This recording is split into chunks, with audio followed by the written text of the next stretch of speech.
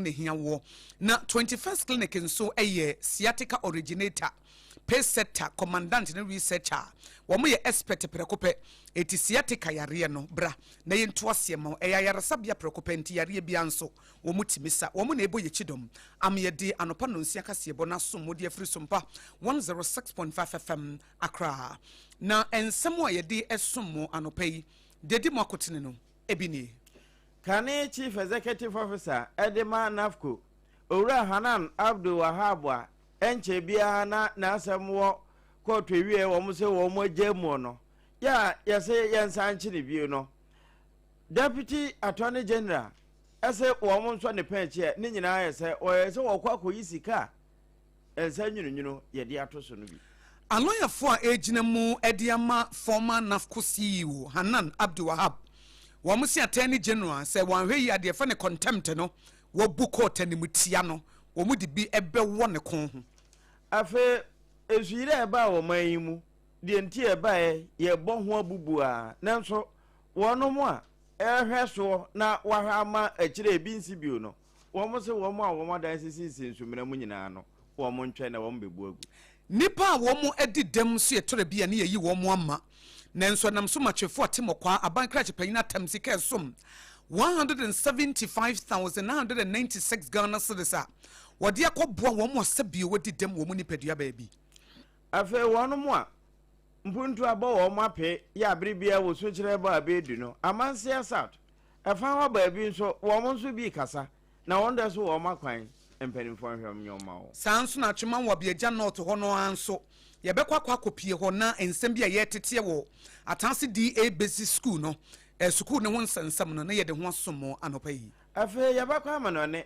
ira mpanimpa atopa ye ku no ayitola sai wo muka sai wo mu ye woni adehye bia yi no nkomo be na asi akire ye de ba okase mu ensem pi kan wenum ho ne de somo sekase bodi afri sompa 106.5 FM Accra yatena ye kase a ewo Dome Watermelon Street Ben Rising Sun School no yene de kasebo yi esom wanopa yi me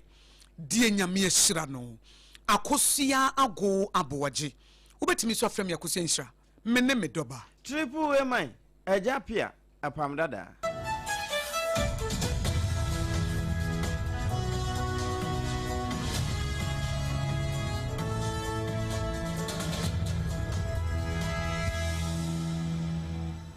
afe nyabre na ensem no jibi se afe na akọ adwuma fe no bo aboso mu ansa wakọ afe wo adwuma mu nso afe no ka ahohye na timi ye adwuma esanse ka se bo se mpremo na krata edemanimi no Deputy Attorney General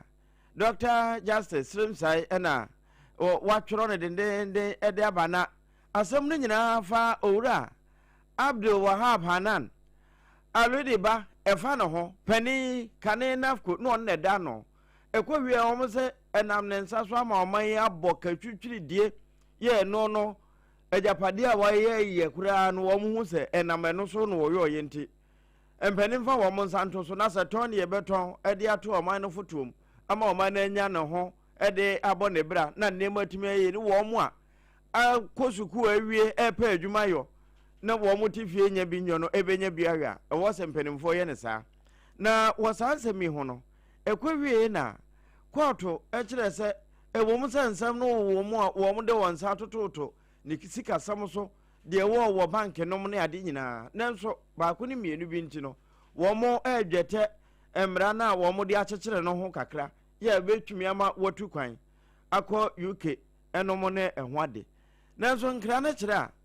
wo se airport international enkran haidie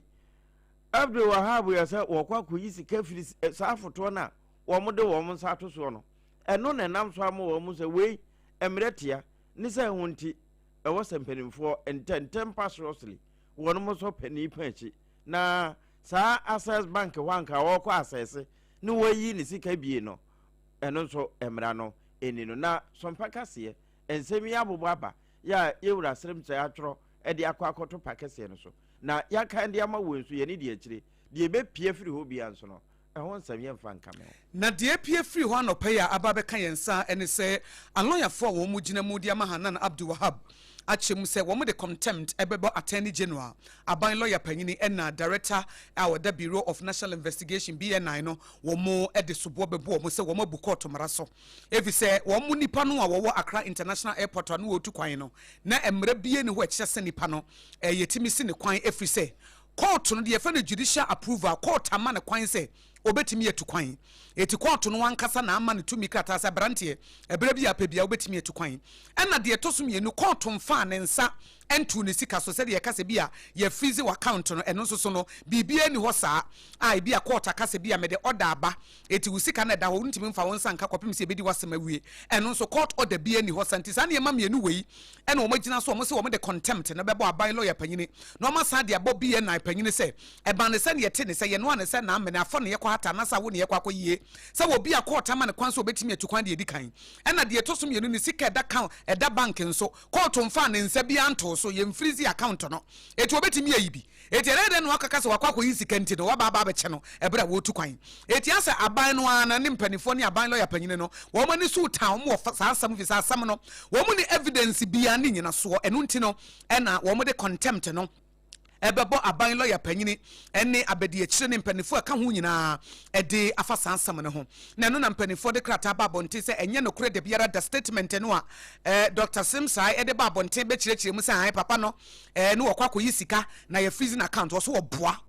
deputy attorney general wo twatro aban finance anase ayi obi ani ho a wode ne nsa to so court freeze papa ya account bia court finance nto so enna court nso nkase wontimi ntukwan court so obetimi etukwan eti deputy attorney general pa na panyiti se wo ubetwa atro eka se de enti ye che papa no ne se na wo koyi sika wo bank wo bra wonim se na account ye freeze ye de a ene na asemi de na ehagene pa na eno na owura gofre ye bo atam ya wono ena ejina mu ediama Hanan Abdul Wahabi edi statement ababontin se enam se womo aye senti no eno no so bede bekwa akodan court na court no ahye na womo aye ho adwuma efise high court no or presiding judge justice Achibonga wono a wono so court of appeal wosan tenemu biem no wono na permit Abdul Wahab se wobetimi etukwan akọ United Kingdom nyame ya domo a bosome ensu ne de to so nan akwa kosi bosome enso ne de to so dumienu etu ono na de sa nane ma ne se wonkoye de fa na medical appointment no wonko hye ne pomden enti justice of that presiding court no mekire presiding no panyina no ono te high court mu a wasanso ye court of appeal judge what city in as additional high court no wono na 29 June wo permit Abdul Wahab say ko United Kingdom July 4 make sure say July 12 na wasaba Ghana and o man permit so betimi etukwan and na account no so yem freeze yem fa yen santo so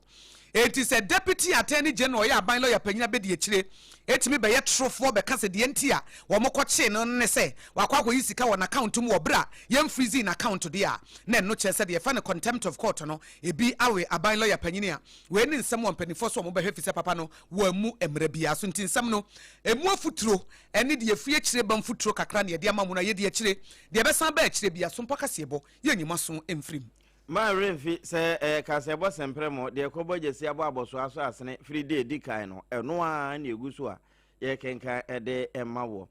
na anu anso yiri ehya ase ase na watwe moa enene ye tena pai so a no panoa se ya ena mframa no hya ase boy ya na nso ni hya ase se so ekoko wie na agensemu ye nam so ma mampani mfuro adupre fa wie mu ahwe babia nso no efefa ene eho ade a owie na obo brigadier general first our kan yebo adin se wono emeye penimpa wo bedi domanim na fe sa ha no ede bae no kwan ebefa so a yebetimi atwa aba aso ano se mpo ye ntimi antu ase a yebetimi aso so bi no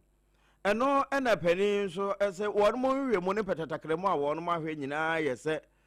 adan bi no mo esisi sumram ye no no emra emma wo mo ho kwan enti ebi wo hokra de efra ne permit no wo ne bi enso wo afo so a asi ya eho yesumnem ne nyina no saafo no ntwen wo mo ba enti se wonu musa mra ma ho kwan de ane ne watu ansa wo mo ba enti saade a sade wo kan no e kire yama ne bofuni. The nationwide cleanup and recovery exercise will focus on restoring public safety, improving sanitation, and preventing secondary disasters such as outbreaks of cholera, typhoid, and other waterborne diseases. Particular attention will be given to the removal of refuse, silt, fallen trees, abandoned vehicles, collapsed structures, and other debris obstructing roads, bridges, drains, and waterways. As part of the operation, the Ghana Armed Forces will deploy personnel, engineers, specialized equipment to clear major drains, streams, rivers, and other critical waterways. In accordance with applicable laws and directives of the appropriate civil authorities, structures illegally erected within waterways or that pose an immediate danger to public safety. Enti asem ni nyina ena penny wakan eboa brigadier wa bobo so e de akire anamo asese wo mo betu se de beye na ensuo no to a enyiri mfaen e ba besena na akwakobo ne pom Meka unsa SOMPA kasi bona wuti efi SOMPA 106.5 FM Accra na Kojejesi Company Limited, Leicester Ghana Limited, ya toothpaste and 21st Clinic Eboye Chidom ama ya dia somo anope na ye toaso sene SOMPA kasi boya fatu ye ho so se ba bia mpumtu aba ape na mpumtu atete se kontibe no mo be yi ya susa ye bebo ho dawuro no adehye wo atanse no ewo atwema wo beaja North District wo Ashanti region dia baba dan SOMPA kasi bo sa asede ye yi wo mo ama kamia se aban bi bebebia wo mon kaise ye wokro bia ye fe na atanse a wo achema wo beaja North District na de enti wo kasa ne se empumtu abo mu se de ti abokoto na so wo de Ghana no national cake ni etwitwa mankrofo die no wo de ye twa bi mu di cake ni bia enkenye yie na ne nka ya ma wo cake ni bi kra ne ne ma wo dokono kra enye bia wo nya just hold tank kra fo wo manum asa wo so ka Ghana ho eti atanse kro no de kro na ye basa enti wo de successive government aba nyina aba bi beba akọ aba bi beba akọ nyina aso mo nka ho no se behwe atanse die basic school be ho mo he die school no sitie communities anase kro be ye nsia na school ba akọ wo mo e wa atanse ho na so tie fo me he school no e na ye ma ye nsentroni e kọ ho kọ he se won kọ he se de atanse wo no sitie na tie fo yi bra ye Facebook page na ye SOMPA Accra 106.5 live SOMPA Accra 106.5 live ne behwe se ne yesu atanse kro ne city ne behwe atanse die basic school ne se de school no atete aye basa e kwa bi kwa ankwada na fa so kono aya wura ho sem papa no mo se kwan ye free atanse ba barekese ya befa wo fin so hode e kwan ne nyenyenyenyenyenyenye mfudie bebro mu dua no wo mo de bekro mu a enye yie enti wei ne nsem a wo mo de tudwa SOMPA kase bo ya maso se de ya fa se krotokro bi e wo mu bi e bekọ ho no sei enesi aban beboa na so nya beboa ya ye ne ete ha no a wo se etimi eboa eni nti ne ye kan sase nyam kopon ye nyina adom a ye nyina ye ti ho egu kwan no so nya ekina nko e betoa so saa yo kusi se kwan no ye betimi ade esisi kwan no kama na ye ne nam so nyina no ye so ye ho ahare ye ebi so only primary school a ye wo ye nyina ye ni tue ya esi he ya be point finger actually na school no so doso just last year yes say you better try na yenya GHS so ewa ha put your effort so still enye ye sanse ya hode no esha ye yare structure bi kwesi ko no ma obehwa yi dampo mienu a ye pese ke adie no esha ase ye kodu baby no na afa sikase mu ntino eno so aka esi ho ya ho odin no esa wei eya dehia wo mo atanse na echiremu de ntie school ntie hu mfonyi na tiefo ye twama mo nipa wokrom ho eye kura nipa timu atanse ho no e wa atwema wo beaja North District na school no a ye friend atanse die basic school no kro be ye nsia ho no mo nyina de o mako school enkonya nkwada ne teso no be school da ne se de sitie be se de enkonya ne sitie be anwea ne ateche ne nsu a agede aboso na head teacher what the school na no owura combat Azuma Robert e the way to SOMPA kasebo enim that school 1984 and omoye na apata ana 96 ana ombesi sa pa billion dia ya enso ana Pentecost for daworoma ana ombeyi we no ana na se anso na na oba no osi oyewe ama junior high no di sisi benya two classrooms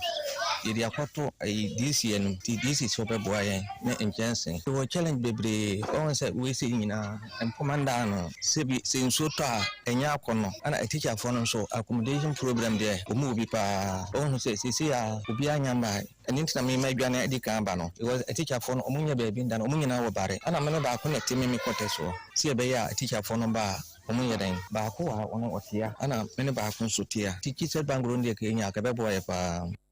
atiefo se de kan seeing is believing It is a uba your Facebook page no Sompa Accra 106.5 live no a uba who said your school no city almost no Church of Pentecost of one a bay or more besi we see wa one more ever na school in 1980 a hobe bikura and na one more ebesi ya say school mo say cry so cry cha ho hia be yensia ho no mu nyina ebesuku asempaka se baba ho dawuri owura combat Azuma Robert a wono ne head teacher wodano so wogidie say emfanifo betu wana mo meka wosa sompaka sebo ena wotie fi sompa 106.5 FM Accra nana kodwegye si company limited anopa no nsia ka sebo eno no ekoba simpri mu be ma base mi busa wo say housing project no ehefa na woton adansi ho niema na hefa na woto free enye ekoba simpri mu ho pa wo ye sure say baby a woto no ntie koyie na wonim so no wo ye nhire nti wokoto ade wo no ho a sesi a na wodan no so no wasi awie wonim so no wo ye nhire nti wasi dan bebre nti wo ba obetufo ekwan fa so sidan na carpenterfo masonfo ne nkrofo amu bra na ekoba simpri mu be ma ba wonya wo moa nana kodwegye si company limited eno no wasi free consultation en wode ma adehye waba na ye kire okwan ye fa so sidan ye nyi uska wo ye nyi uska eye free wo betufo fa design na be kire me say na apɛ no wo ho ye ne say mantam dunsia ne nyina wo won krabata e wo Ghana e dɔso mentimi moboso eti wodi an sɛ woni ne bedi dwuma asan sɛ woni ne bɛkɔ nakrana na kodwegye si company limited betimi aboawo ama adansie ho ne ma wo pɛ no won so wonsa etimi akoso kama pa na won so adi ho adansie eti je number no na efre eye 0244 419 393 eye 0244 419 393 na yes simple amount 0244 419 393 TBM ekoba simpri mo be maba number no 0244 419 393 na wafre kumase ne nkran ene mantema hudo ni nyina no na kodwegye si company limited free delivery nso ye adwuma ye be mo ofutuo ni akwankyere outstanding services 2025 ye de amano enam na adwuma panti best distributor of the year plywood sahudo building wire cement iron rods roofing sheets nyina no ebi wo ho awode eye adwuma anopa efe wo sene sere kakra sa de ache ese wo sere kakra eze so sori anopa na de ayeyi amanyame memfa sa bia anumu asante wo mu enkoyi nyame aye atwitwusi ansa wate mo amosori anopa bom pai no sori aye atwitwusi na nyame so ye person why nyame ono so ye person na sa wo so sori anopa wo bom pai na wan twitwusi wanfa yan toothpaste ni yan toothbrush na twitwu na begina ho erade mi yiwaye wo de sente be na eyi na ye what the sent be na come for I bless your name. Oh bless me the who stand the say. Jata buruwa bedi hiya. What the simbe na ka. And now the touch them be na ka. Ya the touch them nyina be yi wa me pacho chichi si ansa. O sarana pa o konya me anim. Oh enter his gate with thanksgiving in your heart. Nemum men kokwa. Eye chichi si ansa na no pa no. What the what shall say aye yi wure what shall say ato. Yan toothpaste ne yan toothbrush ne di chichi esi anopa. Ansa na your morning devotion. The edichichi yesen ansa na your morning devotion no. Yan toothpaste and the brush. The edichichi yesen ansa na yakasa ye kunu ho yakasa ye ma ho no. Yan toothpaste and the brush. The edichichi yesen ansa na yakwa kitchen akwa ye breakfast ama nkwada na di no ama ko school no. Yan toothpaste and the brush. The edichichi yesen ansa na yatena ka makosi ye ma wo school no. Yan toothpaste and the brush. The edichichi yesen ansa na yaba betena radio so na many apam dada ya kakase bo ehwamde ama wo no yan toothpaste and a brush eno no obi ade twitwi ne siansa na wapia no pa eno mre nso de ade twitwi ye siansa na yada no yan so whitening total care gel hair bar de wupa bia ene ade twitwi ansa na yada ne ye si ho adwuma na anadwo no yetimi akisi ye dofo no na ama romance no oho akweken no wo bedroom efisi ye twitwi ye sin na be ma warefo a wuntwitwi siansa na wada de wo pa kire sai ana oba warefo a wuntwitwi sen ansa no o ye single kura twitwi sen fa yan toothpaste ene ne ba twitwi sen fa enumo kankan koda bed ho te say mo amompa adware no enti Leicester Ghana Limited yan toothpaste ne brush na no pa me de ma wo yesi na wo twifufrum twitwi sen no pa ne enumere se wo akra no wa fra 0501619588 0501619588 ena kuma sensu ye 0501390338 eye 0501390338 na 21st clinic is mean kan show say yare ne friend sciatica no yare ye chance ye free usisi echi na afa wo to ase na afa wo srem na afa anantu na besi wo nase na eka wo se dwe enne wudu anajo a na eka wo no ena wo tena se na wo to ye wo ya no 21st clinic for na ye mu originator pace setter commandant researcher wo ye number 1 ayara sabia yare bi omutimi sanemom yare a Ghana for mo mo no ne dinim wo mo pa no sciatica ena de Ghana for dinim wo mo pa no sciatica empanifo akwama wo mo to ase yaye ne kama no me massage ne kama sa won kran ya tantra hair runabout ho ne wo bomodi ansa wodi woni be kire wo tema kaso kumasi sunya ne tachi mankranza mense nom takwatakura de brekum go so ne wo boase for 21st clinic 0540 311311 0540 311311 21st clinic still womo ye sciatica expert me ka wo se sompa kasebo na wutie fe sompa 106.5 FM akra ye ba ye be ko twefo atemokwa ye be kwa mono ne ye de dia kanyina atom so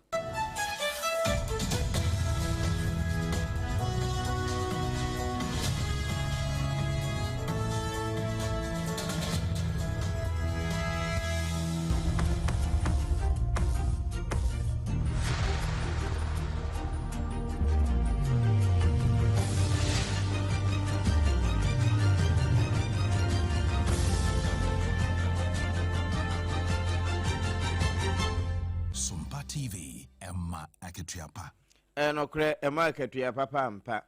Na yenwura santemamu. Ene se na ba bedu adehye bidu wo mo hawo tu nanimu nyina no wo mo amana nso ho. Esanse ba bia mpuntu aba wo mo ape nyina no. Ataasofo eka no na wono ma wefe na aso nso wono mo nso ka. Na afi gya ma nkwanta. Wo mo so wo mo kwan ne de kura atete wiewie. Wo mo mpotem ho nso ade ba akompe ye adwuma wo mo didi ho. Sa small scale mining no. Say no say responsible no say ye den you na no de ba bedu wura ho no e na ade hye a wo mo ho no wo mo nso e de wo makosem eto nanim na ne nyina echi no wo mo se de etwa wo nso no mo nso kura ya kwamukafo robbery eye ni kakra na wo mbe kodwa benya no na ye chinchim wo mo nsa ne ya sanje no kwam ye problem a ewo hanum ne ye kwan ene electricity nso enhyeda eni ha sa like ye mfa say e ba ye kra ebinum enya ye no emfa say 1 year ni endru 1 year de enso kro mienu bi na omanya ewe efinfin hanum entino sa problem ne eye ade a e ha bebre pa ena ye nso no aha se ne nso no puntu djuma bia nhyeda enko ha sa ti ha nyina nhyeda nye any development bia ewe ye area mu ha dabi nti enwa ne galamsey ne ade nti small scale mining na ye nso no okada na ye de efufam de adwuma bia ni ha nti se oban na betimi aboa ye dia na ye hode ye wa light wo hona na nse light ne ko off kakra ye kwan ne de asai kra omu na nse mu twa so so na asa eso etro mai ti esra ban ne se omboa ye na ye kwan ka police station ba kwan so anka ye pepa na light no so kra no anya ba bia na nya bi ti se de omoka enti de ba no kra no e vote for me ni bia o na eja ebinom de nya bie enti adehye a wonom ewo amanse central mense no mo fena so ene ja mankwanta wo makonsem a wode to ba bedu anim ni wie na sabie wo mo madidem a ye frɛ wo mo persons with disabilities ye can say we disability no nche inability eti obi nso ye disability anasa ne na na atwitwa anasa wo ye mumu no nche sa na agene so nye bebre agene ye sharp pa eti ya na wo mta de fa so mpaka se boso so wo mu hia moa eti terebi e chesika mo wo so dodo na meduru wo so eti abahu da wura amenam so ma district chief executive officer de ma chefo atemokwa district honorable Isaac Yohnson watam sika som 175,999 akwa che wo mo madi dem e wo assembly ne potam wa efi assemblies common fund ne mu a ye twade ato wo se ye de boa wo mo madi dem na tiefo na efekeke na wo mo madi dem ebi mu enan ebi mu ni ebi mu nsa ebi mu togusu ebi mu tihui chemu na ye di sika yi ema wo mo ye de 48,000 Ghana cedis ema ni pedu wo mo Ghana Federation of Persons with Disabilities say wo mo fanko bie nyuma ene ye de 39,131 Ghana cedis so ma adesuafo wo mo a wo ma di dem so wo mo ko school ne be ye du nkron so wo mo so nye na wo mo fanto wo mo ngomesua so na wo mo so wo mo sua adwuma no so wo mo nya ne saa ene ye de 4,100 Ghana cedis ma wo mo yare so wo mo so mfa nkwa yare sabia Ghana Society of the Physically Disabled nso nya 4,000 Ghana cedis no so bebo ni padu members no na wo nso so etimi e de akọ regional conference ahodo. Ghana Blind Union for nso ye support wo mo e de 4,000 Ghana cedis man nipa nso so wo nso nye na wo nkọ sa regional conference ne bi. Nanu achi no empanifo chem so wo ye ni nyina toto ne ma so ka ho a ye de eboa wo mo ne no ena aban krache panyini pa ani di honorable Isaac Yosen awoye aban krache panyi odachefo Timokwa district edi wei eto SOMPA kasebo enim efa dwumadi a wo mudi ye no ho ye becha 40,000 Ghana cedis edi amama people ma for 10 federation members na no so no business no mo sa so ede edi ahyimu 39,131 Ghana cedis ye becha mani people ma for 19 na no so no enkwala eti yedi nyina beche wo mo no mo wie na twefo Timokwa district social welfare director Owura Kofi Kwache wono so hye mo nkranse sika na yedi aba beka wo mo nsa no wo mo mfa mo abrabo papa te se SOMPA Rhapsody enye loan aban na de ema mo dem franco de mutuma afika wo mo se obia bukaya esi na susu de obaje sika no onfo ko hye ni de na onye no ho no ye adwuma na afaso mra so na se na wo mo nyire wo mo mfa nya adwuma na mfaso mra so wo mo nso a wo nya sika yi no ene SOMPA kasebo ekasai acha asedanse mameka che DC ni na pamfo se yankopon shira omo mo mfiri adomo enko adomu na wona ni swade hu nyina embre mu mawo cause enye DC enye ni penya na nya ni se nipa ya dia wasa yeye wo mo munya ho mfaso ebi ebre ekoche nipa wo madi dem wo mu nipa dua fa bi no eho asem na SOMPA kasebo e de somwa no pay abusua ye wiensem ni nyina wa amanone na amanone nsem no enche bia na Iranfo bebo amane se wo mo supreme leader ya enam Israel na America ka wo mo tampama no eje ne kra afiri ni nsem ne na busua bie kura no wo mo katenachi woni adehia enam Israel na fa America nsa so ema wo mo ti nananum wonse do na wo mbeye wo mo yi chenchire nche panti woto nsa frɛ adehia ni nyina wo mo ta wo mo chi se wo mo mra nti wo mo hwe ni mo se nipa ayere so akora wo mo nya no be se wo pepem dumienu kosi aduonu de wo mbeba bebo ademu wo terrain na fe wo mo agya wo mo de hye no ekwan me kire ayitola kamen na wo mo koja ayitola kwan no ana de wo mo de na siso foforo supreme leader mo nim se wo no na di wo mo ni mu agya anya hwe no yesi tetu atetua wo be hwe kire ma wo mo kata kire no pani na ama na wo mo se da bi ane America fo di kan hunahuna no sasa wo ba ahwe ya wo mbe na firo jama eno na aboni ho amo wa ama na eba ne se nso ade chese ba bi o shanso wo na ye